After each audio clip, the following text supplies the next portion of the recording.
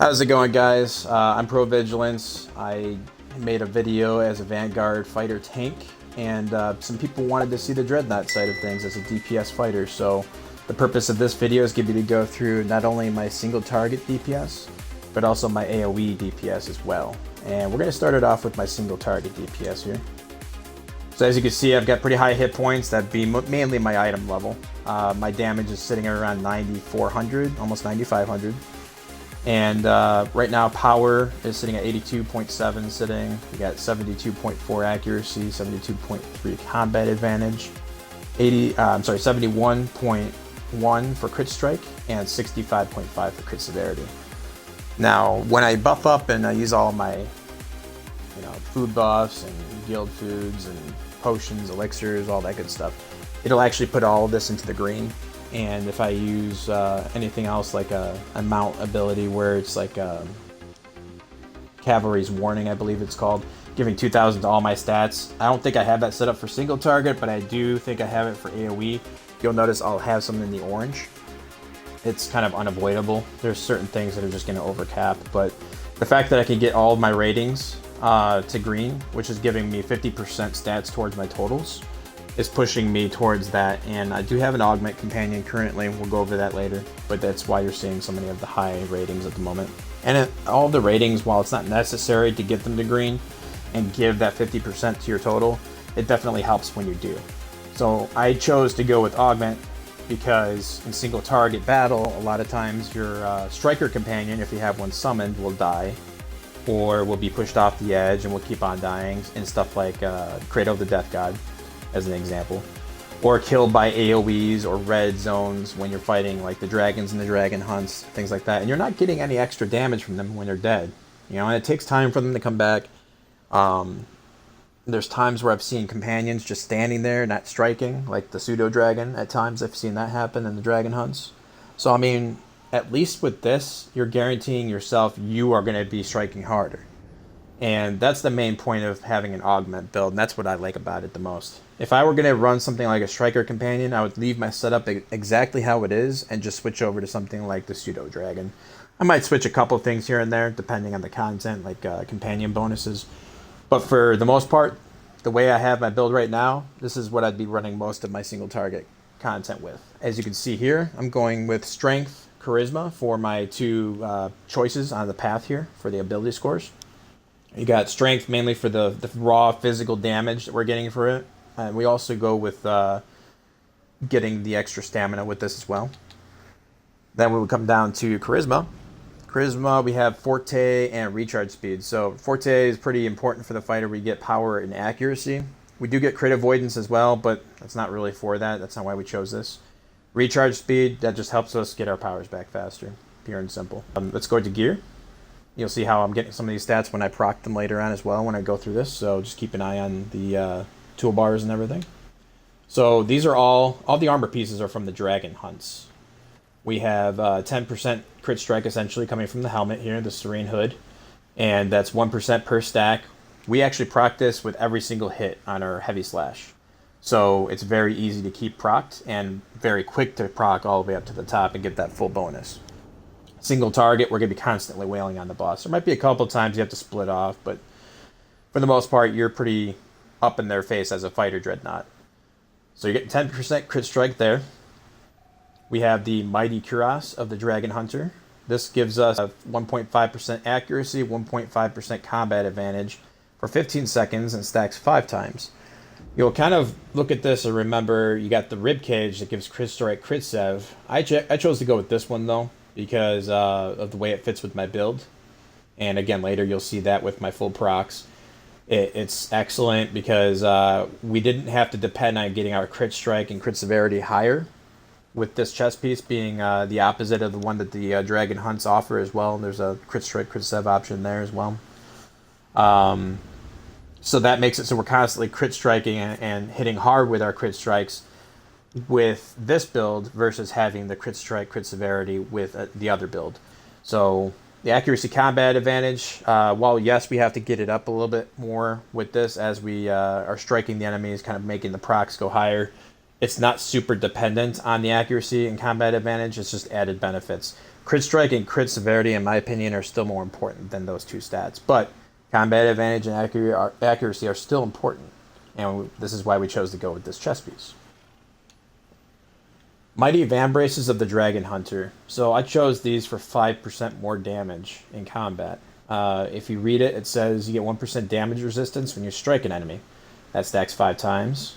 And when you get struck at some point during that process, hopefully when you have the 5 stacks, it's going to transfer all that to 5% damage per stack consumed.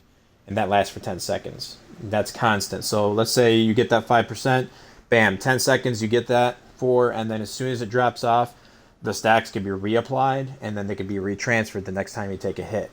It works pretty well. Most of the time as a fighter DPS, yes, we're up in their face a lot, but I find it that you get mainly those 5 stacks most of the time. And so for that, I really like running this. It's kind of nice too. It gives some crit severity as the bonus there, which works with our build since we're using the accuracy combat advantage from the chess piece above. So weapons. So weapons, main hand, offhand. As the Fighter Dreadnought, you're looking at the Carved Blade and the Feywood Buckler as your 2 weapons of choice. These are both a part of the new Masterwork set that came out. They do work with the Mastered set from Schultz. I like giving the group buff, and that's why I use these. Serene Boots of the Dragon Hunter. With these, you get Champion's Might, which gives you 7,500 power as long as your health is over 85%. Me, I'm pretty good about keeping my health up. As far as avoiding damage goes, I'm really good with my blocking because I've been playing my fighter for over 5 years now. I'm very in tune with when I need to move out of the way versus when I need to block. And so keeping my health up, yes, you're going to dip every now and then. But your healer, if you got a good healer running with you, he's going to hit you with a heal at some point, and your health is going to go back up and you're going to get that power again. So I'm not too worried about the downtime on this because you're always getting that buff as long as your health is above 85%. Artifacts. So single target, you're running Mythalar because, well, it's your strongest debuff for one that out of what we currently have equipped, and it's a part of the set bonus. So as you see on their side there, you got the Mythalar neck piece and waist piece, which we'll go over in a second. Then you've got 3 journals. You don't have to run 3 journals if you don't have these. There's several other really useful high item level journals, or artifacts that you can run and get the higher stats and get the higher item level from them. I like going with the journals at the moment though because currently it procs the Band of Air, which we'll get to in a second. It also does several different things as far as giving you like extra power percentage. When you have a set of 2 or more of these, for each book that you have, you'll get 0.5% power and extra hit points as well, increased by 5,000. So we're getting basically 15,000 hit points and 1.5% power just from having these books as a part of our set. So we're using these for that extra hit that it does when you run 3 of them. So we did the set of 2, so the set of 3 just below that, do an additional hit for weapon damage on a critical hit. You'll hear this called the Lost Moth proc because if you look in your combat tracker, it'll actually say Lost Moth activations when you're going through your damage tracker. That's what it's talking about, is these book sets. We were talking about the Mythalar set earlier. The reason we're running this, granted it gives us 6% intelligence, and that doesn't help us in any way, shape, or form as a Fighter Dreadnought. What does help us is the fact that we get an additional hit for 100 magnitude damage every single time that we attack from combat advantage, which in single target DPS, when you're going up against the boss, should be all the time. You should always be opposite your tank or opposite somebody to get you that combat advantage. It's almost considered like double damage if you think about it. Try hitting the dummy sometime. You'll see a little circle at the person's feet. It'll have blue if you're standing in combat advantage. If it's gray, that's where you can get combat advantage from. And then if there's no wedge or circle portion there at all, you're not getting any bonus from combat advantage. And then just keep in mind too, your crit strikes are orange and your standard strikes are yellow. If you see a little diagonal bolt icon, that means the enemy deflected your strike. So if you're looking at the different damage totals, those are some things to take and keep in mind. Band of Air. Band of Air is the best for DPS classes. It is looking at getting a nerf at the moment. It's currently proccing off of other procs. So stuff like your Poison Thorn enchantment, which we'll talk about later. Your Lost Moth procs with the journals. Your glyphs, if you're running any of those for your Overload enchantments. bleed stacks, things of that matter. You know, it's gonna make it so that this thing procs a lot more. And right now, like I said, they're looking at nerfing that a bit and bringing it down to, you know, a very significant less amount of procs, because it's only supposed to be intended for proccing off of your attacks, which is like your at wills, your encounters, things of that. And it's making a lot of people nervous because it's going to change their builds pretty significantly, since everybody's going around those procs at the moment. But at the moment, at the making of this video, we are looking at, you know, this is the current best in slot ring to run for DPS. For single target DPS, I am using the Queen's Golden Sky ring. It's giving me 5% power and 2.5% crit severity. Later, when I switch to my AoE, you will see that it's giving me 5% power and 2.5% accuracy, but that's because I'll be switching over to Red Eye's Glare. And the reason I use this one is because it's strictly for single target, and I wanted to take advantage of that extra crit severity instead of the accuracy. So, Mythlar piece, this is the third part to the set that we were talking about earlier for the Mythlar set. Very useful. I get extra 100 magnitude damage whenever you're attacking from combat advantage. For the shirt, and this also goes for the pants, these are set pieces that are obtainable through the dragon hunts. I'm currently using defensive statted ones because I haven't earned enough to be able to get the offensive statted ones. But as we had explained earlier, I'm already in the green across the board on everything, except for Crit Strike. And Crit Strike will go into the green when I food buff up later on, which we'll talk about. So technically, I don't even need the offensive statted ones, so I'm probably doing myself a favor by using these defensive stats. And they have good bonuses on their own. Whenever you Crit Strike with your powers, you get a 10% chance to reduce your cooldowns by a second. And then the pants give you, whenever you Crit Strike with your powers, you get a chance to gain 25 action points. I think it's supposed to be 0.25, like 0.25%, but it's just 25 action points. And wearing these together, also in addition to the stats they give, the set bonus gives you 1500 power, 1500 crit severity, and 1500 awareness. While the awareness isn't very useful, at least we're getting extra power and crit sev out of this bonus. And these are the first set pants we've seen since, I think, Icewind Dale. They gave a set bonus for deflecting and reflecting damage. So, definitely really good pants and shirts to run. I would, if you needed the stats, go and look at the different options, because you can get some with offensive stats. So that covers gear. Again, you just saw the resting stats here. Let's go look at enchantments. Enchantments, I'm currently running 3 for power. These are garnets. And then I'm running 1 for accuracy, which is citrine. Defensive side, I've got 1 garnet, which I'd actually probably be running more garnets because you want straight defense over anything. At the moment, though, I've only got 4 garnets for up here and then the 1 utility down below. Down the road, I would probably rank another 3 up and put those in here and get more defense out of it. But for now, I'm getting awareness. Since this is a single target build, bosses tend to have more combat advantage against you, so the awareness will help counter that. And then I'm also running an extra cobalt just for deflect severity. Threw in something that I had because, again, I don't have the extra garnets to be able to use. So just keep that in mind if you're going to try to follow this build. If you've got multiple garnets, try to run those for the defensive side. Utility, running a garnet like I mentioned earlier. We're using that for the Forte, which is giving us a little bit of all the stats combined. And it splits it up into all the 3 different Forte stats, which for, again, the fighter is power, accuracy, and crit avoidance. For our overloads, we're using Devil's Precision. This is my main go-to overload. Gives us 5% crit strike and accuracy. For the other overload enchantment, right now we're using the Red Dragon Glyph.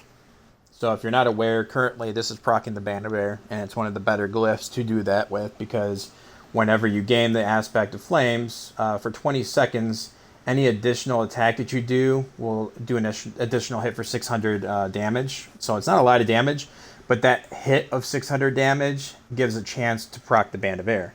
So if you've got a very quick hitting attack, like for me, that would be Reeve, you're getting a chance to get that extra Band of Air proc, which is a large amount of damage. Additional to this, you could switch it out and say they do the nerf on the Band of Air and you don't want to use that anymore. What I plan to use is Rage of Flames here. This is going to give you 5% total damage. Poison Thorn is a good one to run. This is my favorite right now for Band of Air procs. Currently, movement bonus is one I'm using for the bonus slot. but there are several different others to use. The reason I use movement bonus, apart from the fact that it's useful across any class or any loadout, movement bonus is really good for a tank, and I run both fighter DPS and fighter tank, which is Vanguard Dreadnought. We're going to head over to powers here. Single target, keeping in mind that we're just using single target stuff here. Heavy Slash is a really good single target at will. This is going to give you a 5% increase to damage dealt, and that goes for anything. At wills, encounters, dailies, whatever damage you're dealing, this will add 5% more damage to those totals. You can maintain it pretty well because as you're waiting for your cooldowns on things, typically you'll be heavy slashing the entire time. The only time that you'll see me in possible videos in the future running something else as far as an attack like in between cooldowns, you're going to see me using this next one that we're going to talk about, which is Reeve. The cast time on this is 0.4 seconds. It's 0.7 for Heavy Slash. So ideally, if you're going for Band of Air procs, you're going to want to use whichever one attacks the fastest. For me, that's Reeve. I'll use Heavy Slash and I'll Reeve in between while my cooldowns are going down just to get the Band of Air procs. But keep in mind, the Band of Air, once that gets nerfed, I'll probably just go back to using Heavy Slash the entire time until my cooldowns are back. But I'm just explaining what I do currently as of this making of this video here. Reeve is also good for AoE combat, so if you're in something like Crown of Keldagon, you can attack several adds that show up during that single target boss fight, and you can take care of them with your at will, try to help out with that during combat. Most of your DPS will probably want you to focus on, the single target if need be, because you're a burst damage fighter, which is basically burst damage is our specialty as a fighter. So I probably could have said this earlier, but basically we put out a lot of damage very quickly. Our attacks hits very slow but very hard, whereas you get something like a rogue who has very quick hitting attacks, several little stabs kind of thing, and they attack for little amounts each time. Now, that's just an example for the at-will. That also goes for our encounter powers. We let them off, and it's boom, boom, boom, and we're done. None of it requires, multiple procs unless you're using something like Griffin's Wrath. But we get our damage out very quickly, and we actually have a bit of an edge with that because when we do artifact calls or, mount debuffs, you have a specific time frame to use all of your damaging abilities to try to maximize that amount of damage you're putting out. So as a fighter, you Heavy Slash, then you're going to come over to your encounters, you're going to use your Commander Strike, which we'll come back to in a minute, Anvil of Doom, and Bull Charge, and then you'd pop something like your Mow Down at the very end after you're done using your mount, which for me is Tongue Lash, and with the Toad, and anything else that you have. But you want to use your Mow Down last. Again, later on, I'll tell you why with the feats. But yeah, it's important to try to get as much damage out as quick as possible. So when you use Heavy Slash, the reason I've been going with Reeve is to proc the Band of Air. But when that gets nerfed down the road, again, I'm going to switch back to going to Heavy Slash in between cooldowns. Encounter powers, there is quite a few for single target that are very useful. At least 4 that I can come up with off the top of my head. Some other alternatives are there as well, but I would recommend just going with the ones I'm going to recommend to you here. Commander Strike is going to be the very first one you use. Reason being, you increase the target's vulnerability to take 10% more damage. It's a very hard-hitting magnitude. We have some of the hardest-hitting magnitudes as fighters. But again, we also have some long cooldowns and things as a result. So 780 magnitude from this attack, and the 10% damage is why we use it first.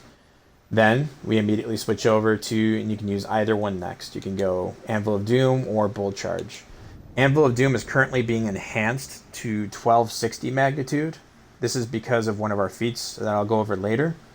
But this thing hits like a truck. And then with Bull Charge, it's not showing an enhanced damage, but I actually have momentum in my class features down below, and that bumps it up by an additional 300 damage, you'll see.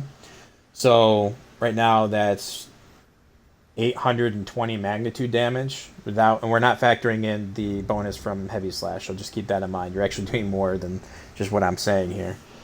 But for a encounter power that takes 0.65 seconds to do 820 magnitude damage with a 10-second cooldown, that's not bad. You look at Griffin's Wrath, yes, it does 1350, but it's a combo hit, right?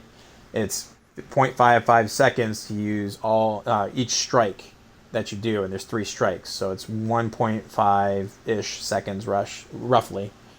And that could take some extra time to get out, which is why I'm not using it at the moment. It also has a 14.5 second cooldown, so I would rather use Bull Charge, quick hit, pretty strong hard hit, and then go right back to my at will for heavy slash. Again, my typical rotation is Commander Strike, Bull Charge, Anvil of Doom. If you're doing a daily during like an artifact call, I would follow up with the daily last. And so since we're talking about dailies, let's go over those. I keep Earthshaker on just in case there's ever an instance where there's a bunch of ads during a single target fight.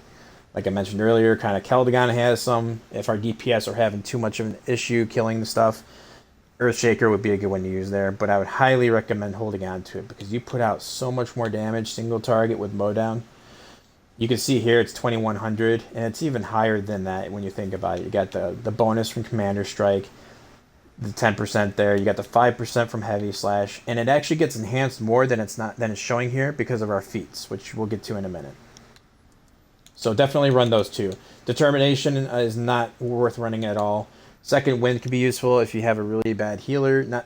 I shouldn't say really bad healer. If you have a healer who's not as optimal and you need that assistance with staying alive, you could use Second Wind. Shockwave. This is another AoE attack, but it's in the line, so it's, again, not as useful as something like Earthshaker. That's why I don't recommend it. It does do a little bit more magnitude, but keep in mind, Earthshaker does it to everybody around you. This one does it to everybody in front of you in a line. Block. So for the mechanics on the fighter, when we're talking about blocking, it's not like the Vanguard. The Vanguard, when he uses his RB ability, Dig In, it's called Seethe on the Dreadnought here. When he uses Dig In, he gets 15% awareness. We don't get that when we block with our RB on the Dreadnought. However, we do get 10% crit avoidance because of our class feature here. It's not really a feature, but class skill, I guess you can call it. Crit avoidance, 10% while blocking. So anytime you use one of these blocks, you're going to get that 10% crit avoidance. That just means you're going to have more survivability, no matter how you block. I recommend using the block only from the joystick if you're going to be doing a lot of movement, like trying to move away from battle and block at the same time. I recommend, though, trying to use Seethe as much as possible. It's a faster block, and if you do happen to go down from an attack, it would not shield glitch you.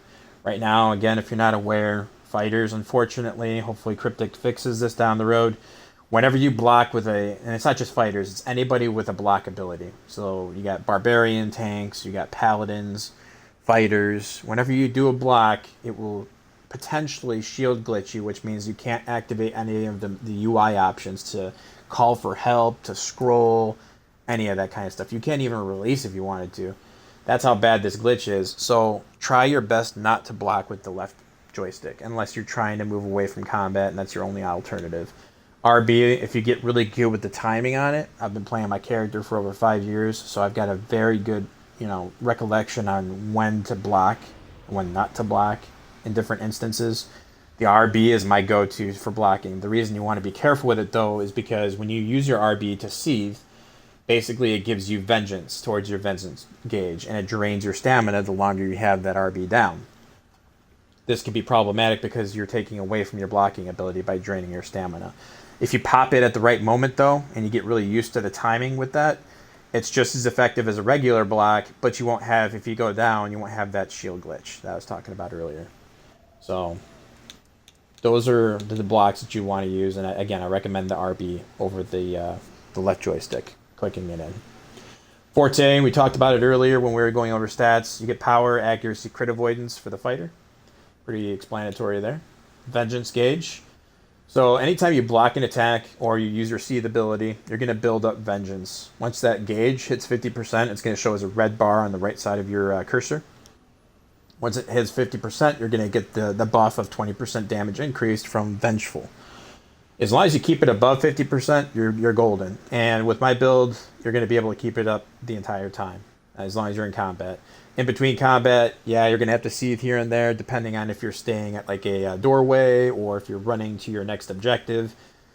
But, I mean, you can also get that from blocking during combat too, so it's not a big deal. And we're not using anything in our features that depends on it being up above like a certain percentage other than 50%, obviously, with the feature here. Vengeful is super useful, 20% more damage. Just make sure you have it above 50% and you're good to good. You got greater endurance. This isn't the greatest of the features to use, but if you're doing something like scroll cases for your guild and trying to get those masterwork regions and stuff like that, you can use this for the extra movement speed. That's about the only time I'd use it though.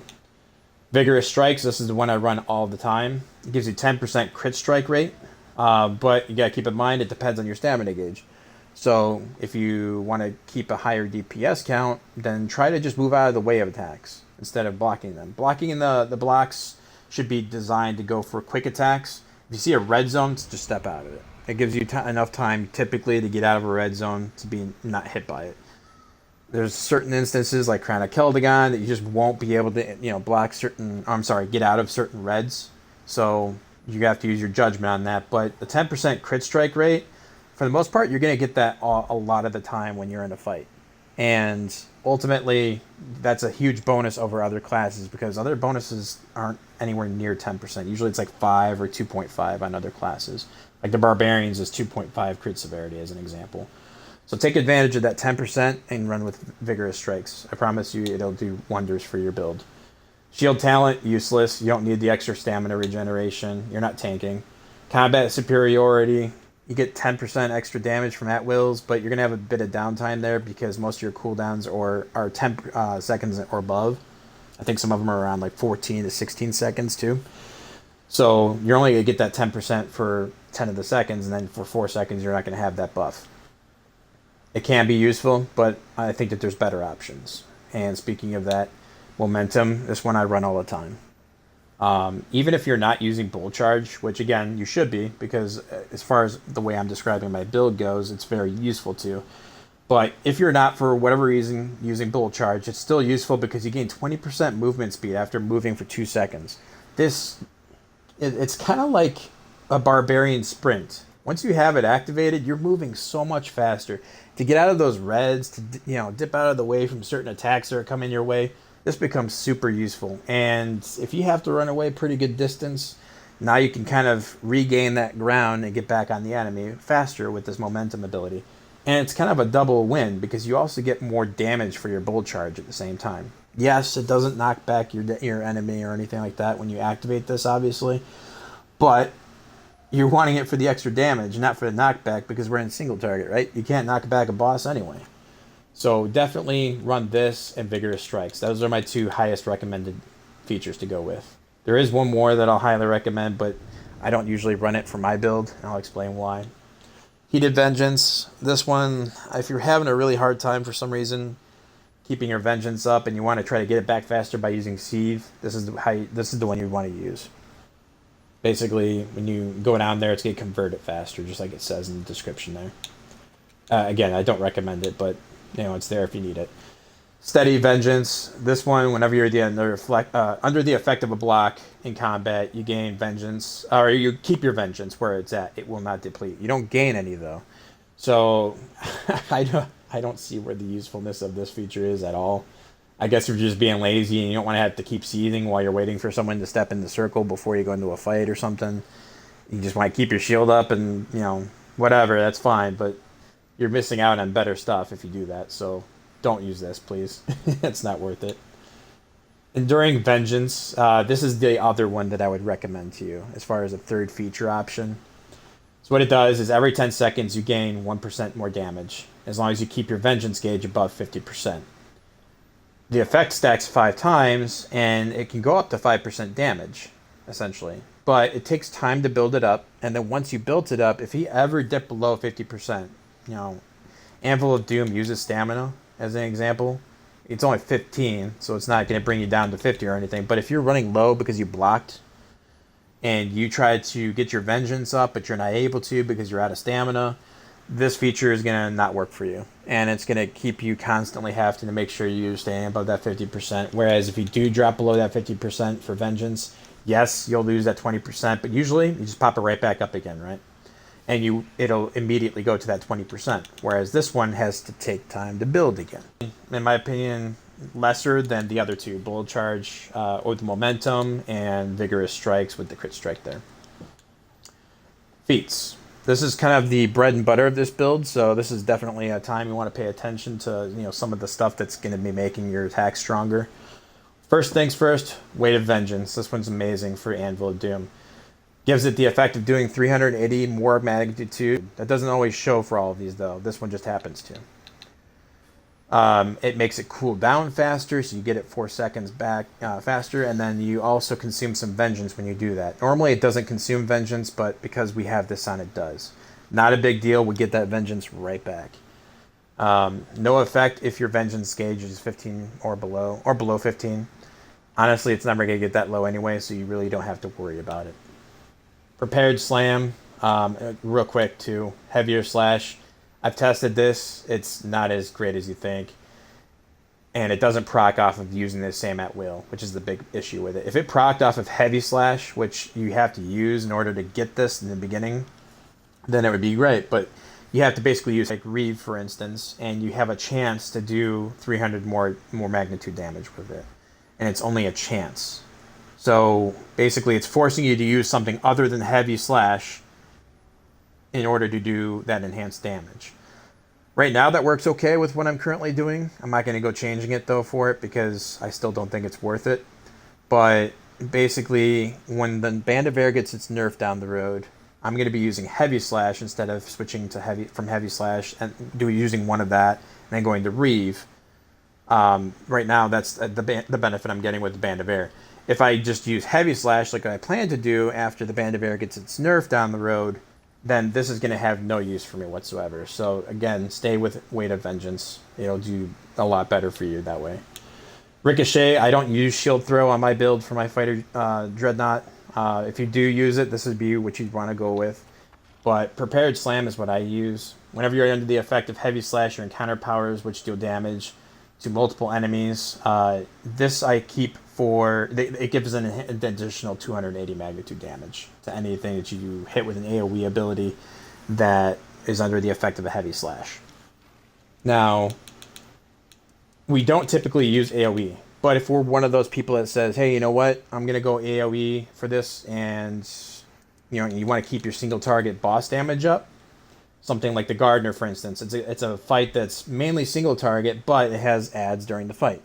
This still affects that ability to be able to do more damage with your AoE powers. So for like Gardener on the Vault of Stars, which is the first boss that you encounter, I would use Commander Strike, Anvil of Doom, which will give me my single target abilities. And then for the adds, you can go with Onslaught, or you can go with Tremor or Shield Slam. I usually go Onslaught just because that little extra stun to kind of get away from them after hitting them, because they're probably going to aggro on you if you got a weaker tank. This is where that's going to help with Prepared Slam. It's going to give you that extra magnitude damage. So instead of just doing the standard, what does Onslaught do? 550? You're going to be doing an additional 280 to that. So upper around like 800 almost. Roiling Hatred versus Crushing Blows. Crushing Blows, I tried this. I didn't like it for the Fighter Dreadnought because it drains the crap out of your Vengeance. As you see, it consumes 5 every time you do a magnitude hit for 150. And that's whenever you attack. It's just a chance. So this actually procs a lot, which is good, but it drains the crap out of your Vengeance. So then now you're looking at, you in the middle of combat, you're having to throw down your RB, you're having to seethe, you're using your stamina, which is draining your crit strike chance from vigorous strikes if you're using that. It's, that's more time that you're not striking the enemy because you've got a shield down, and it's not giving you that much of a benefit. Yes, you get that additional 2 damage, but again, you're trading that for the time that you have your shield down to get your Vengeance back. In my opinion, they even out. So what was better than using Crushing Blows? Going Roiling Hatred.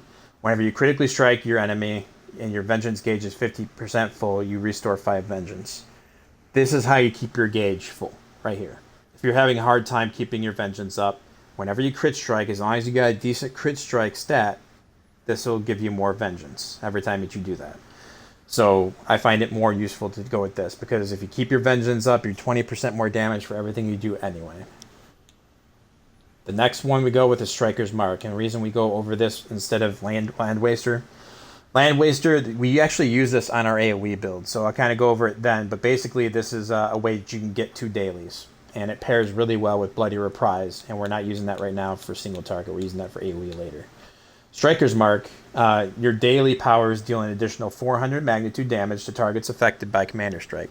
So if you remember earlier, I said that if you look at Mowdown, it didn't say it was enhanced.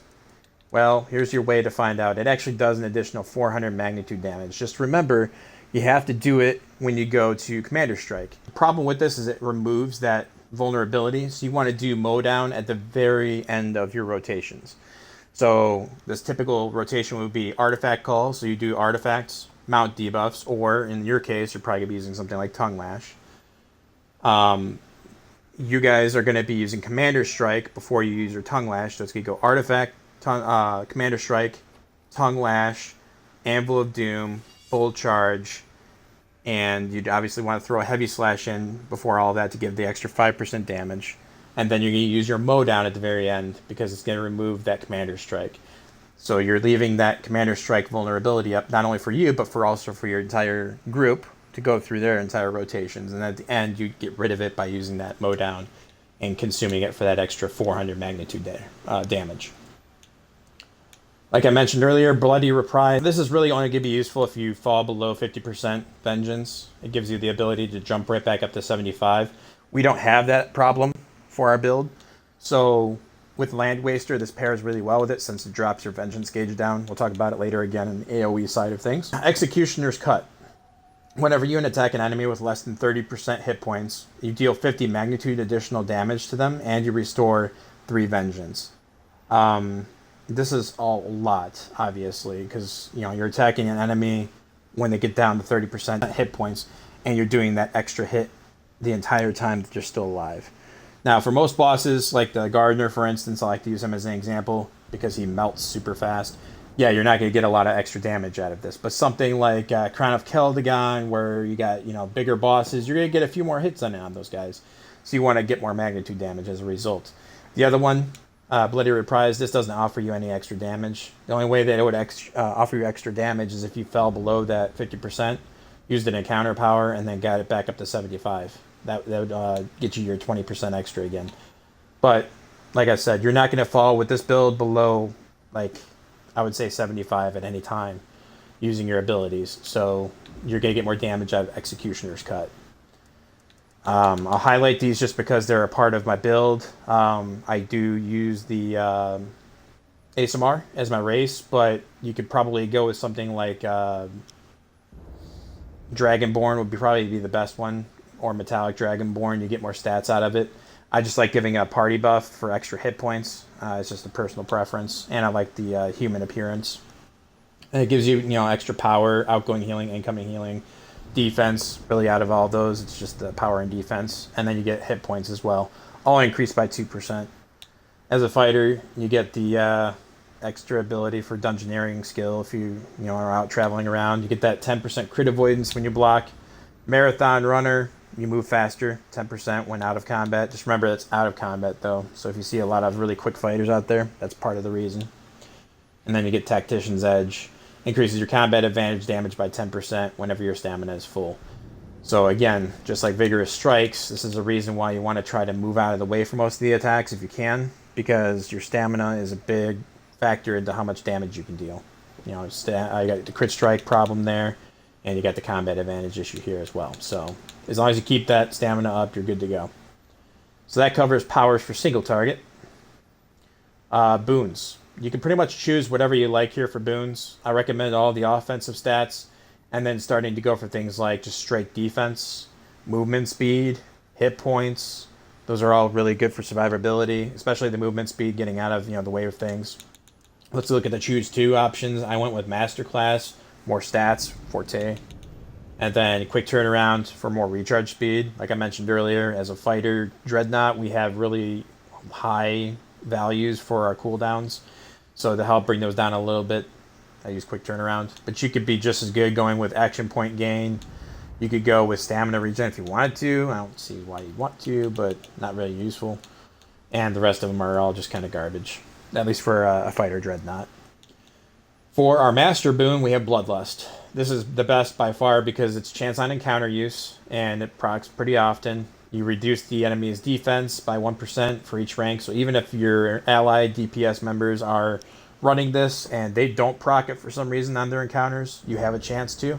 So that defense reduction is really good. Last 10 seconds, you did an additional hit for 120 magnitude damage, and it goes up by 10 per rank, so again, 3 ranks, that's 30 more magnitude.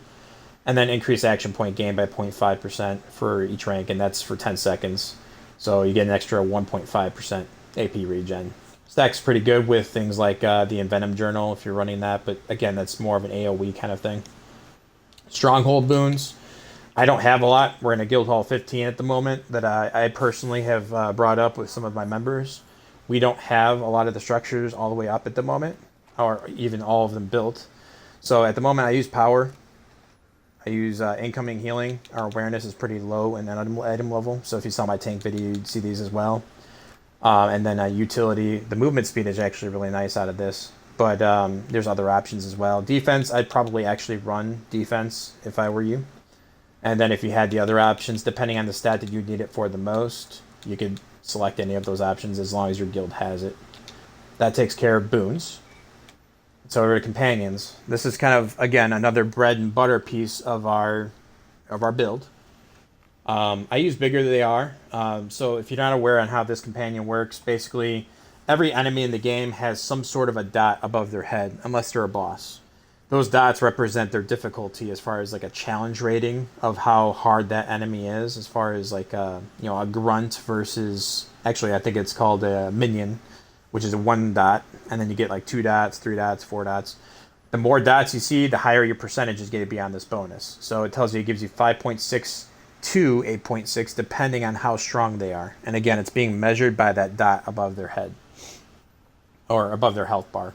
And obviously the larger they are, damage you'll do. Batiri for a single target, fantastic. 11% more damage versus bosses, which is exactly what this is designed for. So you're pretty much always going to get 8.6 out of the bigger they are when you're facing a boss. Again, purpose of this being a single target build. 11% with the Batiri, and then let's say you're doing dragon hunts. I'm just going to show this real quick because it's a current module thing. You could run something like the Dragon Hunter to give it an 11% bonus here. So you're getting 22 here, 8.6 there, so you're getting an additional 30.6 damage just from these companion bonuses, these 3 here. That's huge. If you're not running something with a dragon like Crown of Keldagon or the Dragon Hunts, I just go for the extra stats. And for me, that's accuracy combat advantage with the angel that you can get from the Bleeding Citadel. There's a way you can get favor. You could buy this companion from that selection that they have. Not sure if it's still there, but that's where I got mine. Black Dragon Ion Stone, crit chance for me, and then combat advantage with the Golden Cat, 7.5 there. I'm using Owlbear Cub as my summoned companion. So he gives combat advantage, he gives accuracy, and he gives crit severity. And with my stats like I showed before, those are all helping towards the ratings to be capped out. Again, when I take my food buffs, you'll actually see the crit strike jump up to green as well because of the points that it's getting from the different buffs that I'm using. So this is contributing towards that. Again, I use a augment versus a striker because striker companions can tend to die during content that we're currently running, and you're not getting any kind of a damage boost or any kind of a bonus from their damage if they're dead. So I would rather hit harder myself and get more stats from my companion being an augment than having a striker at the moment. So that's why I'm running the Owlbear Cub. Companion gear, use whatever is best for you. For me, I'm getting the accuracy crit strip severity from that top piece there, accuracy crit strike from these other 2 pieces. I'm running a mythic companion enhancement. Make sure you have this upgraded. That extra rating from an augment or that extra % damage from a companion being a striker. Really useful from this enchantment. I'm running Potent Precision. Kind of helps get my crit severity up to that 90 that you'll see later on. You can use whatever in this different list of options here to give yourself stats, or you can debuff an enemy with like weapon break, armor break, things like that. So whatever works best for you, go ahead and use it there. For me, it's Potent Precision. That covers the companions, so let's move on to mounts. Mounts, for single target, I love Giant Toad's Tongue Lash. This thing hits hard, and I've heard that it crits a little harder. That's why I run it. It crits a little harder than Tunnel Vision.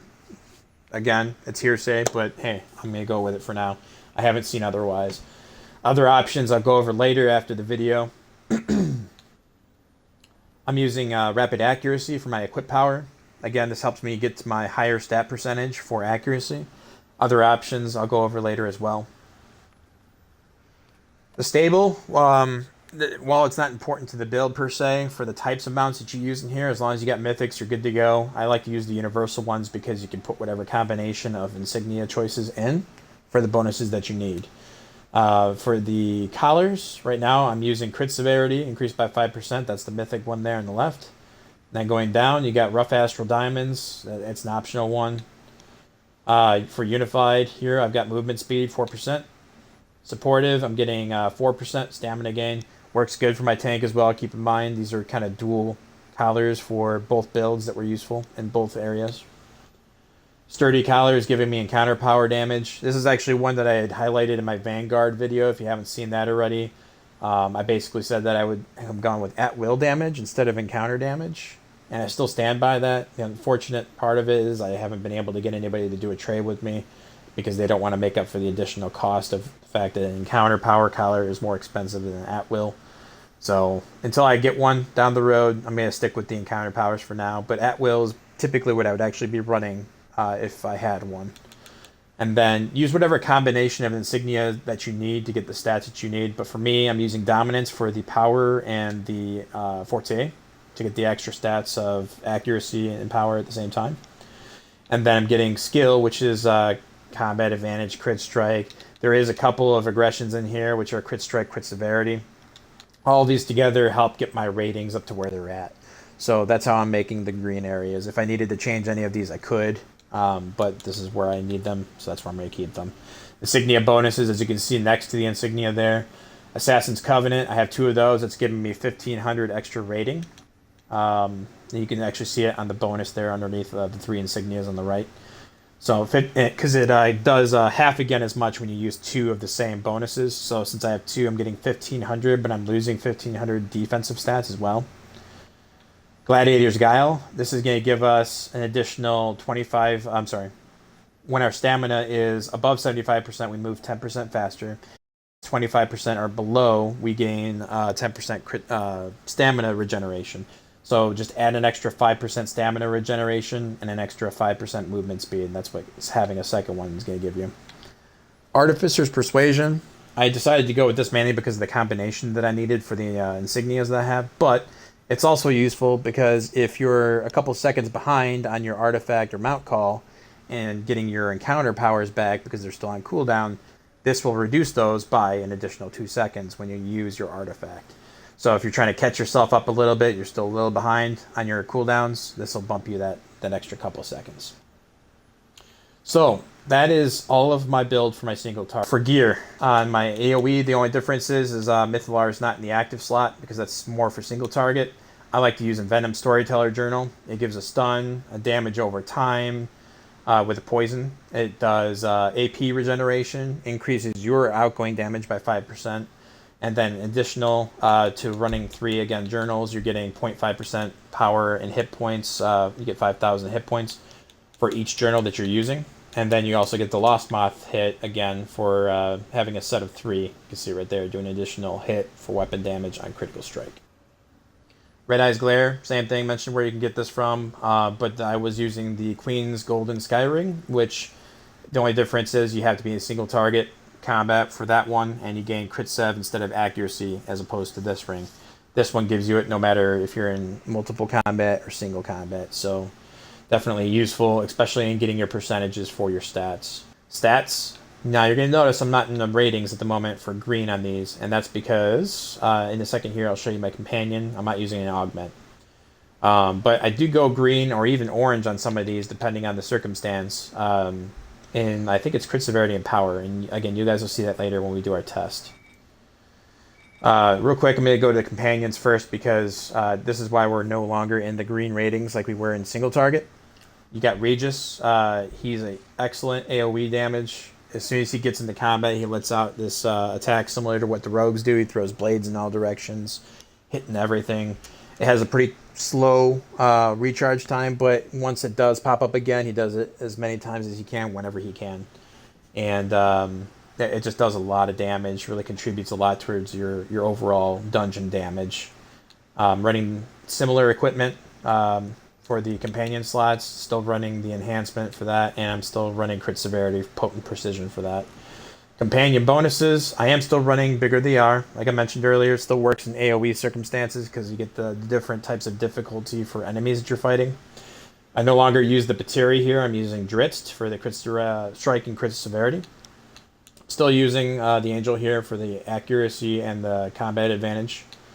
I'm switching out, I believe it was the Dragon Hunter, and I had a different companion there as well. I think it was the crit strike with the Black Dragon Ironstone. So I got Wolfgar in that place for the combat advantage accuracy. My crit strike does just fine in this build. And then my utility power, I've got crit chance, combat advantage, alchemist discipline. Instead of the cat collar, which I think had combat advantage on the single target. So that's everything on the companion. Let's go back to stats real quick. Resting, you guys can see all the stats there. I got 86.7 power, 62.9 accuracy, 65.1 combat advantage, 70.8 crit strike, 69.9 crit severity. Those will go up drastically once we food buff later on, and again, I will show that at the end. Enchantments, or in this case enhancements, I think they call it on the tab there. You got Garnet enchantments, 2 of them for power, 1 for accuracy, 1 for crit severity, Cobalt, and Citrine. Utility is a Garnet for Forte. And then on the defensive side here, we've got 2 Garnets for defense. We got 1 Cobalt for deflect severity, and we have 1 Citrine for deflection. Defensive stats, again, if you have the Garnets, run all 4 if you can. Try to get as much defense as you can. Mine's only sitting at 35.7, so I don't have extra Garnets, otherwise I'd be running them. But just giving it out as a suggestion for other people's builds. And then you have the enhancements, same thing, Devil's Precision and the Red Dragon Glyph. Using this again for the Band of Air. If the nerf happens, go with something like Rage of Flames for that 5%.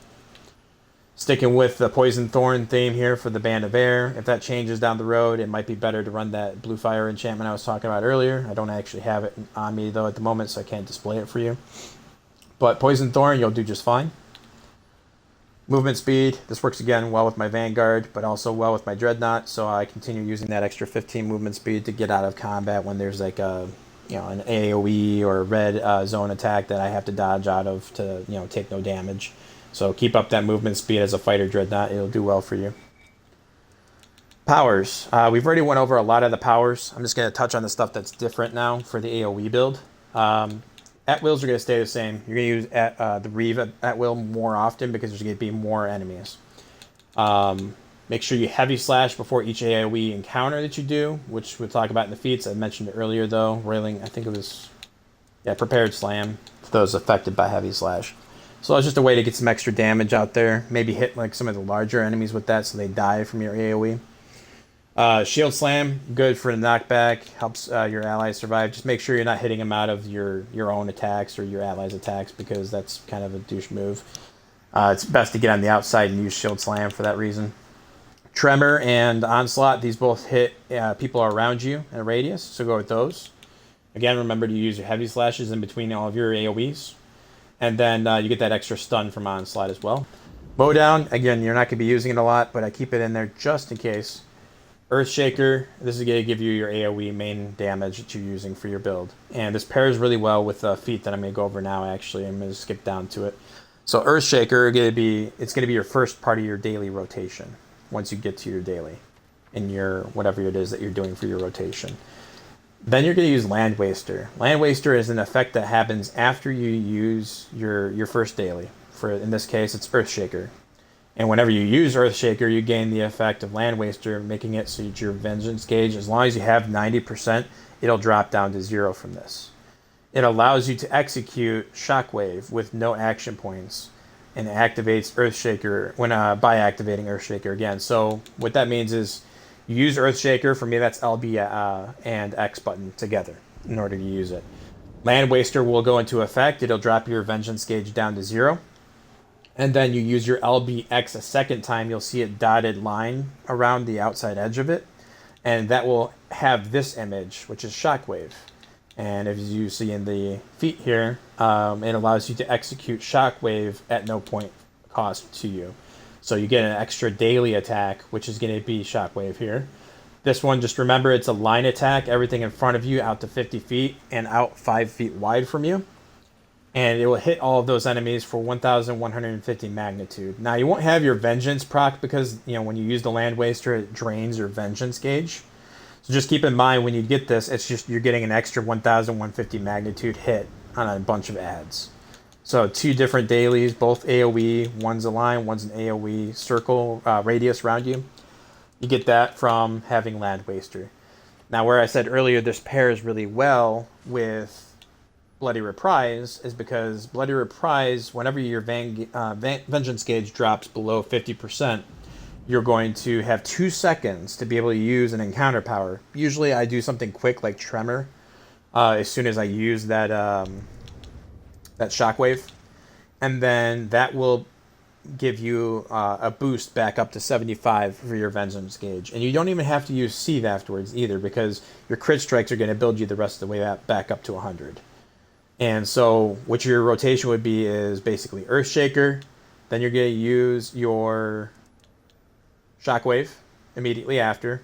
In that process, it's going to drop you down to 0 Vengeance. Then you're going to have Land Waster in effect. It gives you that 2 seconds with Bloody Reprise to go ahead and use that Tremor. Boom. Or it's any encounter, but Tremor for me. Pop that Tremor, boom, and then now it bumps you back up to 75% Vengeance gauge. And you're good to go and keep fighting like you were before, as if you hadn't even dropped your Vengeance gauge at all. And in that whole process, you use 2 dailies instead of just 1. That's a lot of extra damage compared to somebody who's not using this build running those 2 effects. Does it apply to every circumstance? No. Obviously, there's going to be times where you use Earthshaker and there's a group of adds and they all, you know, are wiped. Then in that case, you just don't use your Shockwave. Let's go back down to mechanics. We talked about the blocks. It's best to use Seethe. Just make sure you time it right with certain attacks. Try to avoid using this block here, your standard left joystick block, because you can get locked into the shield glitch, we call it, which is where you can't res, you can't call for help, or you can't release when you die. Forte, we talked about that. You got power, accuracy, crit avoidance. Vengeance gauge, also talked about it earlier. Just getting that extra damage, staying above 50% gives you 20% more damage. I'm still running Vigorous Strikes on this build as opposed to any of the other ones, and I'm still running Momentum. Well, I'm not using the Bull Charge, and so I'm not getting that extra damage buff. I'm still getting the movement speed, which is really useful for trying to get combat advantage on a group of adds. You know, say get you out, you get opposite your tank with Shield Slam, you pop Shield Slam, you hit all those guys that are in front of you. In order to get in position for that, you're using your movement speed. So Momentum is still worth using here. But again, you can use Combat Superiority, Enduring Vengeance, you know, whatever of these extra feats you want to use, for features rather, instead of Momentum. But these are my 2 favorites to run. For the other feats, since we already talked about the last 2, just run the bottom tree here. You're getting the Prepared Slam here is the extra damage when you use your Heavy Slash on a creature that you're about to use an AoE attack on. And then you got Weight of Vengeance here. While you're not using Anvil of Doom, there's a potential of using it. Heavier Slash, this is going to give you that extra damage, but it's going to be at the cost of using another at will. It would actually probably be good to be running this. I don't know why I haven't changed it, but honestly, it would be more effective than running Weight of Vengeance. So if you're going to change anything from my build that I currently don't have displayed, it would be the Heavier Slash option. This one still gives you, if you use Reeve and Heavy Slash together, you know, that gives you that extra bonus. Roiling Hatred is again keeping your Vengeance gauge high by giving you 5%. Boons, same thing as my single target. If you want to, go ahead and go back to that and reference it. Stronghold Boons, same thing. Use what's best for your class and what's your stats that you need. We already talked about the companions earlier. And then you got the Insignias. These are pretty much all exactly the same as my single target.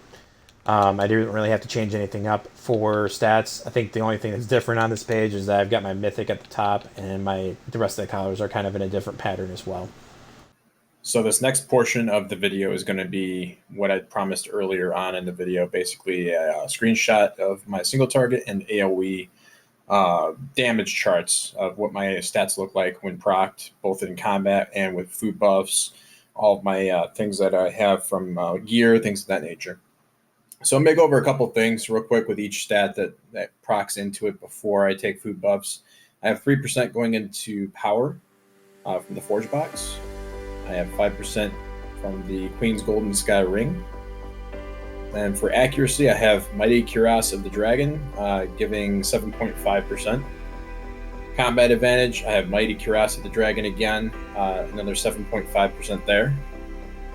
Crit strike, I have 10% from the Serene Hood of the Dragon. Crit severity, the Queen's Golden Sky Ring gives 2.5 there. And then I additionally get an extra 7.5 from my companion enhancement, which is Potent Precision. Taking into account food buffs, and I do this for both single and AoE loadouts, I have Legacy Squash Soup, which is 5% crit strike and crit severity. Invocation Blessings, which can kind of give a random offensive and defensive buff, so just bear that in mind. Don't really have that per se in this photo. Flask of Potency gives 550 crit strike, accuracy, and power, and it gives an additional plus 5% crit severity.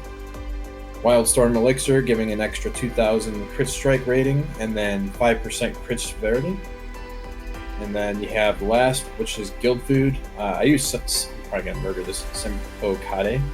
It gives 1429 hit points, and then I use it mainly for this part here. It's 5% move speed.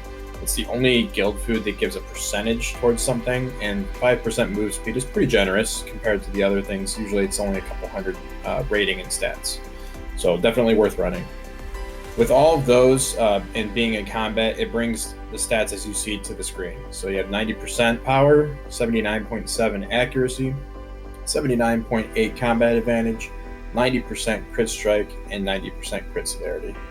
This second screenshot that you're going to be looking at is going to be for my AoE build, which procs are pretty much the same, minus the Queen's Golden Sky Ring. I switched that out with the Red Eyes Glare, keeping with the 5% power gain, but going to a 2.5% accuracy instead of the crit set that you got on single target.